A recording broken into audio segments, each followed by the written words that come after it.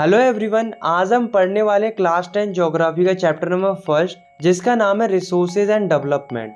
ये जो चैप्टर है वो बाकी बहुत ही इंटरेस्टिंग चैप्टर है। हम इसी विजुअल्स और एनिमेशन की मदद से बहुत ही इंटरेस्टिंग वे में कंप्लीट करेंगे। तो चलिए स्टार्ट करते हैं। दोस्तों, हमारी जो प्रकृति होती है उसमें हमें बहुत सारी चीजें देखने को मिलती है, जैसे कि water, forest, soil, wind, animal. ये सब क्या है? ये सब रिसोर्सेस है। रिसोर्सेज का मतलब होता है कि हमारी प्रकृति में मौजूद कोई भी ऐसी चीज जो हमारी जरूरत को पूरा करती है उसे हम रिसोर्स कहते हैं, बशर्ते वो चीज हमारे लिए टेक्निकली एक्सेसिबल होनी चाहिए। मतलब उस रिसोर्स तक पहुंचने के लिए हमारे पास टेक्नोलॉजी होनी चाहिए। दूसरी, इकोनॉमिकली फीजिबल होनी चाहिए, मतलब उस रिसोर्स से हमें इकोनॉमिकल प्रॉफिट होना चाहिए। तीसरी, कल्चरली एक्सेप्टेबल होनी चाहिए, मतलब लोगों को उस चीज से कोई नुकसान या चोट नहीं पहुंचनी चाहिए। अगर ये तीनों कंडीशन फॉलो होंगी तभी कोई चीज रिसोर्स मानी जाएगी, अदरवाइज नहीं मानी जाएगी। तो हम लिख सकते हैं everything available in our environment which can be used to satisfy our needs provided it is technically accessible, economically feasible and culturally acceptable, it is called a resource। आया समझ में? अब आप इस डायग्राम को देखो जो कि आपकी बुक में दिया गया है, जिसमें ऊपर की साइड नेचर है, इधर है टेक्नोलॉजी, इधर है इंस्टीट्यूशंस और सेंटर में ह्यूमन बींग्स। तो ये डायग्राम बेसिकली दो चीजें बता रहा है। पहली कि जो ये टेक्नोलॉजी, नेचर और इंस्टीट्यूशंस होते हैं वे आपस में इंटरडिपेंडेंट होते हैं। दूसरी कि जो ये ह्यूमन बींग्स होते हैं वे टेक्नोलॉजी की मदद से इंटरेक्ट करते हैं नेचर के साथ और डेवलप करते हैं इंस्टीट्यूशंस को, जिससे क्या होता है कि पैसे आते हैं और पूरी कंट्री का इकोनॉमिकल डेवलपमेंट होता है। Classification of resources. रिसोर्सेज को 4 तरीकों से क्लासिफाई किया गया है, मतलब कि रिसोर्सेज को 4 तरीकों से बांटा गया है। On the basis of origin, on the basis of existibility, on the basis of ownership and on the basis of status of development. तो सबसे पहले हम बात करते हैं on the basis of origin. तो ओरिजिन के आधार पर रिसोर्सेज 2 प्रकार की होती है। पहली बायोटिक रिसोर्सेज और दूसरी अबायोटिक रिसोर्सेज। बायोटिक रिसोर्सेज वो रिसोर्सेज होती हैं जो बायोस्फीयर में मिलती हैं और उनके पास लाइफ होती है, जैसे कि plants, animals, fishes, human beings etcetera. ये सब बायोटिक रिसोर्सेज होती हैं क्योंकि इनके पास लाइफ होती है। तो हम लिख सकते हैं the resources which are obtained from biosphere and contain life are called biotic resources. Next है अबायोटिक रिसोर्सेज। तो अबायोटिक रिसोर्सेज वो रिसोर्सेज होती हैं जो नॉन लिविंग थिंग से बनी हुई होती है, मतलब जिनके पास लाइफ नहीं होती है। For example rocks, metals, water, soil, minerals etcetera. ये सब अबायोटिक रिसोर्सेज होती है क्योंकि इनके पास लाइफ नहीं होती। तो हम लिख सकते हैं the resources which are composed of non living things and do not contain life are called abiotic resources. अब हम बात करते हैं सेकेंड वे ऑफ क्लासिफिकेशन की, जो कि है on the basis of exhaustibility. तो एग्जॉस्टिबिलिटी के आधार पर भी रिसोर्सेज 2 प्रकार की होती है। पहली रिन्यूएबल रिसोर्सेज और दूसरी नॉन रिन्यूएबल रिसोर्सेज। तो रिन्यूएबल रिसोर्सेज वो रिसोर्सेज होती हैं जिन्हें हम आसानी से रिन्यू कर सकते हैं या रिप्रोड्यूस कर सकते हैं, जो कभी खत्म नहीं होती है, जो हमेशा अवेलेबल रहती है। For example solar energy, wind energy, hydro energy, geothermal energy, biomass energy etcetera. तो ये सब रिन्यूएबल रिसोर्सेज होते हैं क्योंकि इनको आसानी से रिन्यू किया जा सकता है। तो हम लिख सकते हैं the resources which can be renewed और reproduced by physical, chemical and mechanical process are called renewable resource. Now we talk about non-renewable resources. तो non-renewable resources वो resources होते हैं जो आसानी से renew नहीं होते हैं। एक बार ये resources खत्म हो गए तो इन्हें millions of year लग जाते हैं फिर से बनने के लिए। For example coal, petroleum, natural gas, metals, nuclear, etc. ये सब non-renewable resources होते हैं। तो हम लिख सकते हैं the resources that cannot be renewed or reproduced immediately once they are exhausted, they take millions of years to regenerate, are called non-renewable resources। आया समझ में? अब हम बात करते हैं थर्ड वे ऑफ क्लासिफिकेशन की, जो कि है on the basis of ownership. तो ओनरशिप की बेसिस पर रिसोर्सेज 4 प्रकार की होती है। पहली इंडिविजुअल रिसोर्सेज, दूसरी कम्युनिटी ओन रिसोर्सेज, तीसरी नेशनल रिसोर्सेज और चौथी इंटरनेशनल रिसोर्सेज। तो सबसे पहले हम बात करते हैं इंडिविजुअल रिसोर्सेज की। तो इंडिविजुअल रिसोर्सेज वो रिसोर्सेज होती हैं जिन्हें कोई एक व्यक्ति ओन करता है प्राइवेटली, मतलब किसी व्यक्ति की कोई निजी संपत्ति है तो वो उसकी इंडिविजुअल रिसोर्स है। For example plot, field, house, car, book, ये सब इंडिविजुअल रिसोर्सेज होती हैं क्योंकि इन सब पर किसी एक इंडिविजुअल व्यक्ति का कंट्रोल रहता है। तो हम लिख सकते हैं the resources which are own privately by individuals are called individual resources. Next है कम्युनिटी ओन रिसोर्सेज। तो कम्युनिटी ओन रिसोर्सेज वो रिसोर्सेज होती हैं जो किसी एक व्यक्ति के लिए नहीं बल्कि पूरी की पूरी कम्युनिटी के लिए होती है। For example public parks, picnic spots, ponds, play grounds, grazing ground, ये सब कम्युनिटी ओन रिसोर्सेज है। तो हम लिख सकते हैं the resources which own by community और society are called community own resources. Next है नेशनल रिसोर्सेज। तो अगर हम टेक्निकली देखें तो देश में पाई जाने वाली हर एक रिसोर्स नेशनल रिसोर्स है, चाहे वो किसी की इंडिविजुअल प्रॉपर्टी ही क्यों ना हो। और हाँ, गवर्नमेंट के पास लीगल पावर होती है कि वो किसी की भी प्राइवेट प्रॉपर्टी को एक्वायर कर सकती है आम जनता के भले के लिए, बट गवर्नमेंट उसके लिए फेयर कंपनसेशन भी देती है। इसके अलावा देश में पाए जाने वाले minerals, water resources, forests, wild life, ये सब भी नेशनल रिसोर्स का ही पार्ट होते हैं। और साथ में कोस्ट लाइन से लेकर 12 नॉटिकल माइल्स मतलब 22.2 किलोमीटर तक का जो ओशियन का एरिया होता है वो भी नेशनल रिसोर्सेज का ही पार्ट होता है। तो हम लिख सकते हैं all the resources which are under the control of state and union government are called national resources. मतलब ऐसी रिसोर्सेज जो देश की गवर्नमेंट के कंट्रोल में रहती है उन्हें हम नेशनल रिसोर्सेज कहते हैं। नेक्स्ट है इंटरनेशनल रिसोर्सेज।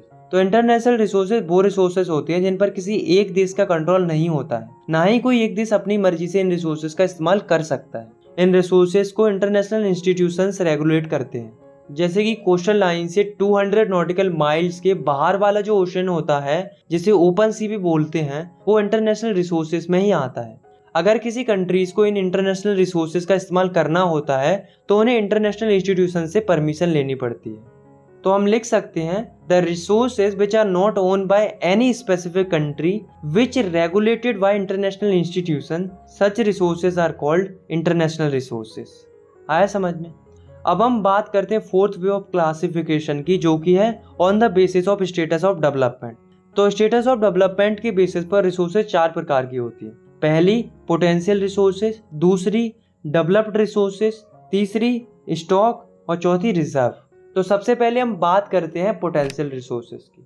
तो इसको मैं आपको एक एग्जांपल के थ्रू समझाता हूँ। वो एग्जांपल है गुजरात और राजस्थान का। तो गुजरात और राजस्थान में क्या होता है कि वहाँ पर बहुत ज़्यादा धूप पड़ती है और बहुत ज़्यादा हवाएं चलती हैं। तो हम यहाँ पे क्या कर सकते हैं, एक तो हम धूप के लिए सोलर प्लांट्स लगा सकते हैं और विंड्स के लिए हम विंड टरबाइन लगा सकते हैं, जिससे क्या होगा कि हम इलेक्ट्रिसिटी जनरेट कर पाएंगे। पर ऐसा हम नहीं करते हैं। क्यों नहीं करते हैं? क्योंकि इन मशीन्स को स्टेब्लिश करने में काफ़ी ज़्यादा इन्वेस्टमेंट होता है, मतलब काफ़ी ज़्यादा खर्चा होता है। तो कहने का मतलब ये है कि गुजरात और राजस्थान जैसी जगहों पर पोटेंशियल है, यानी कि क्षमता है एनर्जी को डेवलप करने की, लेकिन टेक्नोलॉजी महंगी होने के कारण हम इन्हें इस्तेमाल नहीं करते। ऐसी रिसोर्सेज को हम पोटेंशियल रिसोर्स कहते हैं। तो हम लिख सकते हैं the resources which are found in a region, मतलब ये प्रेजेंट है हमारे रीजन में, and they have potential to satisfy human needs, और इनके पास क्षमता भी है हमारी जरूरतों को पूरा करने की, but their utilisation has not been started, पर इनका इस्तेमाल करना हमने शुरू नहीं किया है। क्यों नहीं किया है? Because technology is so expensive, मतलब जो टेक्नोलॉजी है वो बहुत महंगी है।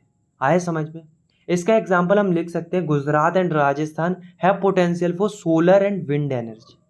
नेक्स्ट है हमारा डेवलप्ड रिसोर्सेज। तो जैसा कि नाम से ही पता चल रहा है कि वो रिसोर्सेज जो डेवलप हो चुकी हैं, मतलब ऐसी रिसोर्सेज जिनका सर्वे हो चुका है, इनकी क्वालिटी, क्वांटिटी सब कुछ हमने पता कर लिया है और करेंटली हम इन रिसोर्सेज को इस्तेमाल भी कर रहे हैं। ऐसी रिसोर्सेज को हम डेवलप्ड रिसोर्सेज कहते हैं। For example coal, petroleum, iron, rivers, ये सब डेवलप्ड रिसोर्सेज है। तो हम कह सकते हैं the resources which are surveyed and their quality and quantity has been determined for utilization and they are currently used by humans. Such resources are called developed resources. Next है हमारा stock resources. इसको मैं आपको एक example के through समझाता हूँ। जैसे कि जो वाटर होता है यानी कि पानी होता है, वो दो चीज़ों से मिलकर बना होता है, H2 यानी कि हाइड्रोजन और O2 यानी कि ऑक्सीजन। ये दोनों ही हमारे लिए बहुत ही ज़रूरत की चीज़ें हैं। हाइड्रोजन एक अच्छा फ्यूल है और ऑक्सीजन तो तुम्हें पता ही है इंसानों के लिए कितनी ज़रूरत की चीज़ है। तो ये दोनों हमारे लिए बहुत ही अच्छे रिसोर्स बन सकते हैं, लेकिन अफसोस हमारे पास कोई ऐसी टेक्नोलॉजी ही नहीं है कि हम वाटर में से इन दोनों रिसोर्सेज को एक्सट्रैक्ट कर पाएँ। तो कहने का मतलब ये है कि ऐसे रिसोर्सेज जिनके पास पोटेंशियल तो है इंसानी ज़रूरतों को पूरा करने का, लेकिन उन रिसोर्सेज को एक्सेस करने के लिए हमारे पास टेक्नोलॉजी ही नहीं है। ऐसी रिसोर्सेज को हम स्टॉक रिसोर्सेज कहते हैं। तो हम लिख सकते हैं the resources which have potential to satisfy human needs but there is no appropriate technology to access them. इसका एग्जांपल है extracting O2 and H2 from H2O। Last है हमारा रिजर्व रिसोर्सेज। तो रिजर्व रिसोर्सेज वो रिसोर्सेज होती हैं जिनको utilise करने के पास हमारे पास टेक्नोलॉजी है, पर हम इन रिसोर्सेज का इस्तेमाल जानबूझकर नहीं करते हैं। हमने इन रिसोर्सेज को रिजर्व करके रखा है फ्यूचर की जरूरतों के लिए। फॉर एग्जाम्पल जो डैम्स के अंदर पानी होता है और जो फॉरेस्ट होते हैं उन्हें हमने रिजर्व करके रखा है फ्यूचर के लिए। हम इन रिसोर्सेज को थोड़ा बहुत ही यूज करते हैं ताकि जब फ्यूचर में जरूरत पड़े तब हम इन्हें आसानी से यूज कर सकें। तो हम लिख सकते हैं the resources which can be utilised with the help of existing technology but we do not use them because we keep them for future requirements. आया समझ में? नेक्स्ट टॉपिक है हमारा डेवलपमेंट ऑफ रिसोर्सेज। दोस्तों हम ये बात तो जानते हैं कि जो रिसोर्सेज हैं वो हमारे लिए कितनी ज़रूरी है, क्योंकि ये हमारी नीड्स को सेटिस्फाई करती है, यानी कि हमारी ज़रूरतों को पूरा करती है। लेकिन दोस्तों इंसानों ने क्या किया है कि इन रिसोर्सेज को इनडिस्क्रिमिनेट तरीके से यूज़ किया है, यानी कि इन रिसोर्सेज को अंधाधुंध तरीके से इस्तेमाल किया है, जिस वजह से हमें आज के समय में कई सारी प्रॉब्लम्स देखने को मिल रही हैं। अब क्या क्या प्रॉब्लम्स देखने को मिल रही हैं, चलिए देखते हैं। Problem caused by indiscriminate use of resources. तो बेसिकली हमें 3 प्रॉब्लम्स फेस करनी पड़ रही हैं, जिसमें से पहली प्रॉब्लम है कि कुछ लालची लोगों ने अपने फायदे के लिए इन रिसोर्सेज का ओवर यूज किया है, जिस वजह से जो रिसोर्सेज हैं वो खत्म होती जा रही हैं। दूसरी प्रॉब्लम है कि जो रिसोर्सेज हैं वो कुछ ही लोगों के पास पहुंचती जा रही हैं, जिस वजह से जो सोसाइटी है वो 2 हिस्सों में बंट गई है, रिच और पुअर, यानी कि अमीर और गरीब। आप खुद ही सोचो ना कि जिसके पास ज़्यादा रिसोर्सेज होंगी वो अमीर होता जाएगा और जिसके पास कम रिसोर्सेज होंगी वो गरीब होता जाएगा। बस इसी तरह से जो समाज है वो 2 हिस्सों में बढ़ती जा रही है। तीसरी प्रॉब्लम है कि रिसोर्सेज के ओवर एक्सप्लॉयटेशन की वजह से हमें कई सारे इकोलॉजिकल क्राइसिस से गुजरना पड़ रहा है, जैसे कि global warming, ozone layer depletion, pollution, land degradation etcetera.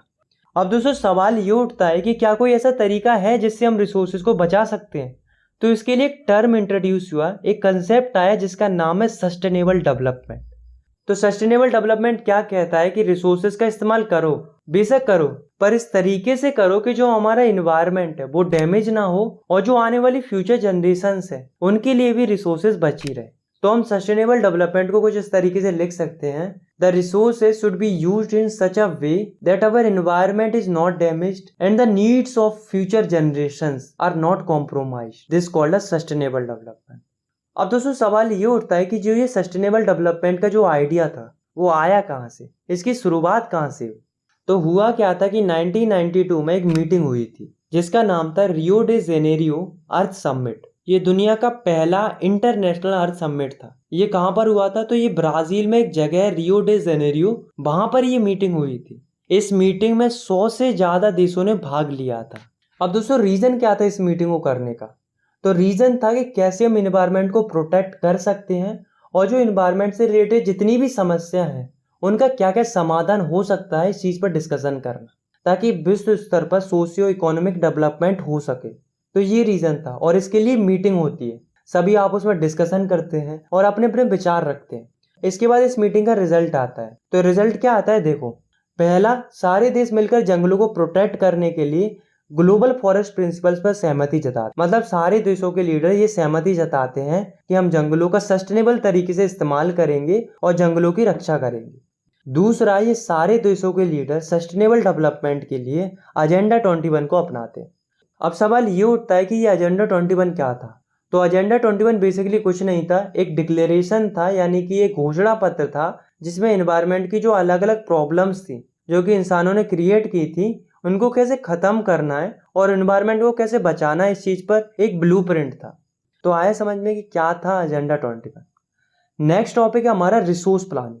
तो जैसा कि आपको नाम से ही पता चल रहा है कि रिसोर्स प्लानिंग का मतलब होता है रिसोर्सेज की प्लानिंग करना, मतलब रिसोर्सेज को सही ढंग से इस्तेमाल करना। अब दोस्तों एक क्वेश्चन अराइज होता है कि रिसोर्स प्लानिंग करने की ज़रूरत क्या है हमें? तो रिसोर्स प्लानिंग करना क्यों ज़रूरी है ये मैं आपको एक एग्जाम्पल के थ्रू समझाता हूँ। जैसे मान लो ये हमारी इंडिया है, तो इंडिया में झारखंड और छत्तीसगढ़ में काफ़ी ज़्यादा मिनरल्स और कोयल पाया जाता है। सिमिलरली अगर हम बात करें राजस्थान की, तो राजस्थान में सोलर एंड विंड एनर्जी काफ़ी मात्रा में है, लेकिन वहाँ पर पानी की कमी है। और वहीं अगर हम बात करें अरुणाचल प्रदेश की, तो वहाँ पर पानी तो बहुत है लेकिन इंफ्रास्ट्रक्चर की कमी है। तो कहने का मतलब ये है कि हमारे यहाँ रिसोर्सेज तो बहुत है लेकिन वो अनइवन तरीके से डिस्ट्रीब्यूटेड है। तो ऐसे में रिसोर्स प्लानिंग करना बहुत ही ज़्यादा ज़रूरी हो जाता है ताकि जहाँ जहाँ जिस रिसोर्स की कमी है वहाँ उस रिसोर्स को पहुँचा पाए, ताकि किसी एक रीजन का नहीं बल्कि पूरी कंट्री का डेवलपमेंट हो सके। Resource planning in India. तो दोस्तों हमने ये तो जान लिया कि रिसोर्स प्लानिंग क्या होती है और ये क्यों ज़रूरी है, लेकिन इस टॉपिक में हम पढ़ेंगे कि इंडिया में रिसोर्स प्लानिंग एक्चुअली में होती कैसे है। तो देखो, रिसोर्स प्लानिंग करने के 3 स्टेप्स होते हैं। पहला स्टेप होता है identification and inventory of resources. इस स्टेप में हम क्या क्या करते हैं, देखो सबसे पहले हम रिसोर्सेज के लिए सर्वे करते हैं। उसके बाद कहाँ कौन सी रिसोर्स प्रेजेंट है इसके लिए हम मैपिंग करते हैं। उसके बाद क्वालिटी एंड क्वांटिटी चेक करते हैं। फिर आखिरी में मेजरमेंट करते हैं। बेसिकली हम रिसोर्सेज की लिस्ट बनाते हैं। सेकेंड स्टेप होता है हमारा इवॉल्विंग अ प्लान स्ट्रक्चर। अब हमने रिसोर्सेज से रिलेटेड सारी रिसर्च वगैरह कर ली, हमें ये पता चल गया कि कहाँ कौन सी रिसोर्स प्रेजेंट है। तो अब बारी उस रिसोर्सेज को बाहर निकालने की। तो बेसिकली सेकेंड स्टेप पे हम यही करते हैं, हम एक प्लानिंग स्ट्रक्चर बनाते हैं जिसमें हम ये प्लान करते हैं कि रिसोर्सेज को निकालने के लिए कौन कौन सी टेक्नोलॉजी चाहिए और कौन कौन सी स्किल वाले लोग चाहिए और इसके लिए हमें किस तरह के इंस्टीट्यूशन सेटअप करने पड़ेंगे। थर्ड स्टेप होता है हमारा matching the resources plans with overall national development plans.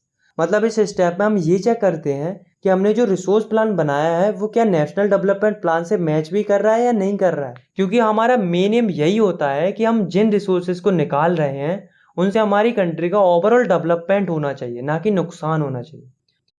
तो दोस्तों अभी तक हम ये तो जान चुके हैं कि रिसोर्स प्लानिंग कैसे होती है और हम ये भी जान चुके हैं कि जो रिसोर्सेज होती हैं वो हमारे लिए कितनी ज़रूरी होती है। लेकिन दोस्तों जितनी ज़रूरी रिसोर्सेज होती हैं उतनी ही ज़रूरी टेक्नोलॉजी भी होती है, क्योंकि रिसोर्सेज का इस्तेमाल अच्छे से हम तभी कर पाएंगे जब हमारे पास टेक्नोलॉजी होगी, तभी हम उन्हें अच्छे से एक्सट्रैक्ट और डेवलप कर पाएंगे। दोस्तों आप ये बात तो जानते ही होंगे कि हमारे इंडिया के ऊपर 1947 से पहले ब्रिटिशर्स का रूल था। और दोस्तों आप ये बात भी जानते होंगे कि उस समय पर इंडिया को सोने की चिड़िया बोला जाता था, क्योंकि उस समय पर इंडिया में बहुत ज़्यादा रिसोर्सेज पाई जाती थी। लेकिन ब्रिटिशर्स ने इंडिया की रिसोर्सेज को बहुत ही बुरी तरीके से यूज़ किया, एक्सपोर्ट किया और एक्सप्लॉइट किया। ओवरऑल अगर हम देखें तो इंडिया में आज के समय में रिसोर्सेज की कमी है। ऐसे में रिसोर्सेज को कंजर्व करना ज़रूरी हो गया है, क्योंकि रिसोर्सेज है तभी डेवलपमेंट है। इसी के ऊपर गांधी जी ने भी अपने विचार व्यक्त किए थे। उन्होंने कहा था कि हमारे पर्यावरण में हर किसी की जरूरत के लिए रिसोर्सेज पर्याप्त है, लेकिन किसी के लालच के लिए रिसोर्सेज पर्याप्त नहीं है, क्योंकि लालच की कोई सीमा नहीं होती। There is enough for everybody needs but not for any one's greed. Next topic है हमारा लैंड रिसोर्स। तो लैंड जो है वो हमारे लिए बहुत ही इंपॉर्टेंट रिसोर्स है, क्योंकि हम जमीन पर काफ़ी ज़्यादा डिपेंडेंट रहते हैं। हम खेती करते हैं, ज़मीन पर घर बनाते हैं, जहाँ तक कि जो वाइल्ड लाइफ होती है, फॉरेस्ट होते हैं, ये सब लैंड पर ही डिपेंडेंट रहते हैं। इसलिए लैंड बहुत ही इंपॉर्टेंट रिसोर्स होता है। अगर हम इंडिया की बात करें तो इंडिया की जो लैंड है वो बहुत से रिलीफ फीचर्स में प्रेजेंट है। जैसे कि 43% जो लैंड है वो प्लेन है, 30% जो लैंड है वो माउंटेन से कवर्ड है और 27% जो लैंड है वो प्लेटू रीजन है। तो इस तरीके से इंडिया की जो लैंड है वो डिस्ट्रीब्यूटेड है। अब हम बात करते हैं लैंड यूटिलाइजेशन की, मतलब ज़मीन का किन किन कामों के लिए यूज़ होता है। तो पहला है फॉरेस्ट, मतलब वो ज़मीन जहाँ पर घने घने जंगल पाए जाते हैं। दूसरा है land not available for cultivation, मतलब ऐसी ज़मीन जहाँ पर हम फसलें नहीं उगा सकते। इसमें 2 टाइप की लैंड आती है। पहली बैरन एंड वेस्ट लैंड, मतलब बंजर ज़मीन। दूसरी ऐसी ज़मीन जहाँ पर बिल्डिंग हो, रोड हो, फैक्ट्रीज हो, तो ऐसी ज़मीन पर भी हम फसलें नहीं उगा सकते। थर्ड है अदर अनकल्टिवेटेड लैंड। इसमें फर्स्ट आता है ग्रेजिंग लैंड, मतलब जहाँ पर गाय भैंस वगैरह घास चरने जाती है। सेकेंड आता है ऐसी जमीन जहाँ पर मिसलिनियस ट्रीज उगे हुए होते हैं और इस लैंड को भी हम यूज नहीं करते हैं कल्टीवेशन के लिए। थर्ड आता है कल्चरेबल बेस्ड लैंड, मतलब ऐसी जमीन जिस पर हम फसल उगा सकते हैं, पर 5 सालों से ज्यादा समय हो गया है लेकिन हमने वहां पर कोई भी फसल नहीं उगाई है। ऐसी जमीन को हम कल्चरेबल बेस्ड लैंड कहते हैं। अब बात करते हैं फैलो लैंड्स की। तो फैलो लैंड्स 2 तरह की होती है। पहली करंट फैलो लैंड्स, दूसरी other than current fallow lands. तो करंट फैलो लैंड्स ऐसी जमीन होती है जिस पर 1 साल से अगर कोई फसल नहीं उगाई गई है तो उसे हम करंट फैलो लैंड कहेंगे। सेकेंड है other than current fallow land, तो ऐसी जमीन जिस पर पिछले 1 से 5 सालों तक कोई भी क्रॉप नहीं उगाई गई है, तो उस जमीन को हम other than current fallow land में कंसीडर करेंगे। अब हम बात करते हैं नेट सोन एरिया की। तो नेट सोन एरिया का मतलब होता है ऐसा एरिया जिस पर साल में एक बार फसल जरूर उगाई जाती है, उसे नेट सोन एरिया कहते हैं। अब हम बात करते हैं ग्रॉस क्रॉप एरिया की। तो ग्रॉस क्रॉप एरिया मतलब ऐसा एरिया जिस पर साल में एक से ज्यादा बार फसल उगाई जाती है, प्लस वो एरिया जिस पर साल में एक बार फसल उगाई जाती है। ये दोनों तरह की लैंड्स को हम ग्रॉस क्रॉप एरिया कहते हैं। Land use pattern in India, इसी से रिलेटेड आप इस डाटा को देख सकते हो जो कि आपकी एनसीईआरटी में दिया हुआ है। इसमें आपको बताया गया है कि कितना कितना एरिया कहाँ का यूज हो रहा है। इस तरफ 90, 60, 61 का डाटा दिया हुआ है और इस तरफ 2014-15 का डाटा दिया हुआ है। इसको केवल आपको देखना है, इसको याद करने की कोई ज़रूरत नहीं है, बाकी आपकी मर्जी है, करना हो तो कर लेना। हमारी इंडिया का टोटल ज्योग्राफिकल एरिया है 3.28 मिलियन स्क्वायर किलोमीटर, ये तो हम जानते हैं। लेकिन दोस्तों क्या आप जानते हो कि इतने एरिया में से हमारे पास केवल 93% एरिया का ही डाटा है। बाकी बची हुई 7% एरिया का डाटा हमारे पास प्रॉपर तरीके से नहीं है, क्योंकि हमने इस 7% एरिया की सर्वे और रिसर्च वगैरह नहीं कर पाई है। क्यों नहीं कर पाई है? क्योंकि ये जो 7% एरिया है वो डिस्प्यूटेड है, यानी कि विवादित है। तो इसको मैं आपको इंडिया के डायग्राम की मदद से अच्छे से समझाता हूँ। तो ये हमारी इंडिया है। इंडिया के जम्मू कश्मीर रीजन का कुछ एरिया जो कि पाकिस्तान और चाइना ने ऑक्यूपाइड कर रखा है, वो एरिया, और असम साइड का कुछ एरिया, ये दोनों एरिया 7% एरिया में है और उसे हम यूटिलाइज नहीं कर पा रहे और ना ही हमारे पास उसका प्रॉपर डाटा है। बाकी बचा हुआ 93% एरिया उसे हम अच्छे से यूटिलाइज कर रहे हैं और उसका हमारे पास प्रॉपर डाटा भी अवेलेबल है। अब हम बात करते हैं नेट सोन एरिया की। तो इंडिया के अंदर जो नेट सोन एरिया है वो स्टेट टू स्टेट वेरी करता है। जैसे कि अगर हम बात करें पंजाब और हरियाणा की, तो वहाँ पर जो नेट सोन एरिया है वो 80% से भी ज़्यादा है। मतलब पंजाब और हरियाणा में 80% से भी ज़्यादा ज़मीन पर खेती होती है। वहीं अगर हम बात करें अरुणाचल प्रदेश, मिजोरम, मणिपुर एंड अंडमान निकोबार आइलैंड की, तो इन जगहों पर जो खेती होती है वो 10% से भी कम होती है। यानी कि इन जगहों का जो नेट सोन एरिया है वो 10% से भी कम है। तो कहने का मतलब ये है कि इंडिया का जो नेट सोन एरिया है वो हर एक स्टेट के अंदर बहुत ज़्यादा वेरी करता है। मतलब किसी स्टेट में बहुत ज़्यादा फसल उगाई जाती है तो किसी स्टेट में बहुत कम फसल उगाई जाती है। तो हम लिख सकते हैं the pattern of net sown area varies greatly from one state to another state. आया समझ में? अब हम बात करते हैं फॉरेस्ट एरिया की। तो आप इस डाटा को फिर से देखो। इसमें अगर आप नोटिस करो तो आप देखोगे कि 90, 60, 61 में जो फॉरेस्ट थे वो जस्ट 18.11% थे। वहीं अगर हम बात करें 2014-15 की, तो इस समय पर जो फॉरेस्ट थे वो थे 23.3%। इसका मतलब क्या है कि जो फॉरेस्ट है वो इंक्रीज हुए। तो आप लोग कहोगे कि ये तो अच्छी बात है, लेकिन दोस्तों जिस हिसाब से फॉरेस्ट बढ़ने चाहिए उस हिसाब से बढ़े नहीं। ये 23.3% एरिया में जो फॉरेस्ट है वो हमारे लिए काफ़ी नहीं है, क्योंकि नेशनल फॉरेस्ट पॉलिसी के अनुसार किसी भी देश के अंदर फॉरेस्ट एरिया 33% होना चाहिए। तो देखो फॉरेस्ट एरिया होना कितना चाहिए? 33%, लेकिन है कितना? 23.3%। इसका मतलब फॉरेस्ट एरिया बहुत कम है। अभी भी हमें और पेड़ लगाने की ज़रूरत है। अब क्वेश्चन ये अराइज होता है कि 33% फॉरेस्ट एरिया होना क्यों ज़रूरी है? तो इसके दो रीज़न है। पहला, इकोलॉजिकल बैलेंस बनाए रखने के लिए ज़रूरी होते हैं। दूसरा, ऐसे कई सारे लोग होते हैं जो जंगलों के आसपास रहते हैं, उनका जो जीवन होता है वो काफ़ी ज़्यादा डिपेंडेंट रहता है जंगलों पर, इसलिए पर्याप्त मात्रा में जंगलों का होना ज़रूरी हो जाता है। Land degradation and conservation measures. दोस्तों समय के साथ साथ क्या हो रहा है कि जो हमारी लैंड है वो खराब होती जा रही है, यानी कि लैंड डिग्रेड होती जा रही है। इसी को लैंड डिग्रेडेशन बोला जाता है, यानी कि जमीन का खराब होना। तो हम लिख सकते हैं the decline in the quality of land is known as land degradation. अब क्वेश्चन ये अराइज होता है कि लैंड डिग्रेडेशन हो क्यों रहा है? ऐसे कौन कौन से कारण है जिसकी वजह से जमीन खराब हो रही? चलिए जानते हैं कॉजेज ऑफ लैंड डिग्रेडेशन।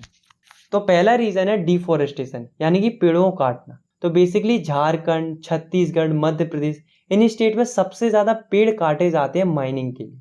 दूसरा है ओवर ग्रेजिंग। ओवर ग्रेजिंग का मतलब होता है कि जो कैटल्स होते हैं वो बहुत ज्यादा घास खा लेते हैं, जिस वजह से जो लैंड की टॉप मोस्ट लेयर होती है वो खराब हो जाती है। ओवर ग्रेजिंग मोस्टली दो जगहों पर सबसे ज्यादा होती है, मध्य प्रदेश और महाराष्ट्र। थर्ड है ओवर इरीगेशन। ओवर इरीगेशन का मतलब होता है खेतों में हद से ज्यादा पानी देना। हद से ज़्यादा पानी देने से भी लैंड डिग्रेड होती है, क्योंकि उससे लैंड सैलाइन या एल्कलाइन हो जाती है। ओवर इरीगेशन सबसे ज़्यादा पंजाब, हरियाणा, वेस्टर्न यूपी में देखने को मिलता है। फोर्थ है cement industry generate huge amount of dust. मतलब होता क्या है कि जो सीमेंट इंडस्ट्रीज होती हैं उनमें काफ़ी ज़्यादा डस्ट निकलती है क्योंकि बड़े बड़े पत्थरों को फोड़ा जाता है, जिस वजह से जो आसपास की ज़मीन होती है उस पर डस्ट इकट्ठी हो जाती है और वो लैंड खराब हो जाती है। फिफ्थ है इंडस्ट्रियल वेस्ट। तो जो बड़ी बड़ी इंडस्ट्रीज होती हैं उनका जो वेस्ट होता है उसे सीधा ही ज़मीन पर फेंक दिया जाता है, जिस वजह से वो लैंड कल्टीवेशन के मतलब की नहीं बचती। तो दोस्तों ये जो कारण हमने देखे हैं, इन्हीं कारणों की वजह से हमारी जो लैंड है वो खराब होती जा रही है। अब आप सोच रहे होंगे क्या कोई ऐसा तरीका है जिससे हम लैंड को डिग्रेड होने से बचा सकते हैं? ऑफ कोर्स है, बल्कि बहुत सारे तरीके हैं। चलिए जानते हैं conservation measures of land degradation. तो पहला है अफॉरेस्टेशन। अफॉरेस्टेशन का मतलब होता है पेड़ लगाना। पहले पेड़ काट रहे थे, अब पेड़ लगाना है। दूसरा है मैनेजमेंट ऑफ ग्रेजिंग लैंड, मतलब जो कैटल्स के लिए ग्रेजिंग लैंड होता है उसको प्रॉपर तरीके से मैनेज करना।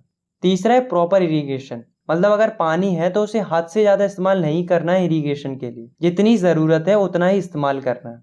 इसके लिए हम स्प्रिंकलर सिस्टम का भी यूज़ कर सकते हैं। चौथा है कंट्रोल माइनिंग एक्टिविटीज़, मतलब माइनिंग एक्टिविटीज़ को कंट्रोल करना। पांचवा है treating industrial waste before discharge, मतलब जो इंडस्ट्री से वेस्ट निकलता है उसे अच्छे से ट्रीट करना, उसके बाद उसे सही जगह पर और सही तरीके से डिस्चार्ज करना। तो ये तो थे कुछ कंजर्वेशन मेथड जिनका इस्तेमाल करके हम लैंड डिग्रेडेशन को रोक सकते हैं। अब दोस्तों अब हम जो टॉपिक पढ़ने जा रहे हैं वो एग्जाम पॉइंट ऑफ व्यू से बहुत ही ज़्यादा इंपॉर्टेंट है, तो आपको बहुत ही ध्यान से देखना है।